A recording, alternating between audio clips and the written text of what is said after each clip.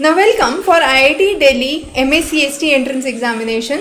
The syllabus has been uploaded. Now the first part of the syllabus comprises of general aptitude, which includes the quantitative, analytical, spatial and verbal reasoning. Now this accounts for 40 questions, and then there are subject questions. Now these subject questions are from various domains, which includes English language, the classical philosophy, the concepts from Western philosophy, Indian philosophy, then the sociological traditions, the sociologists, the famous sociologists and their work like Strauss, postmodernism, the concepts under sociology, social institutions, social stratification, social movement, and study of development, which talks about the various movements and the perspectives under development. Now, based on this syllabus, here is one of the papers that has officially been released, which includes the first 12 questions from the section on general aptitude.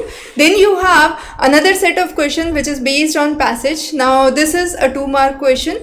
Now these set of questions are again related to quant and reasoning, and then in the second set you have the subject questions. Now subject questions again under 1 marker and 2 marker. So this section is 1 marker questions where you have a set of questions for 1 marker, and then you have another set of questions which follows after this, which is a 2 marker question. So that is something that we have discussed, which starts here, the 2 marker question.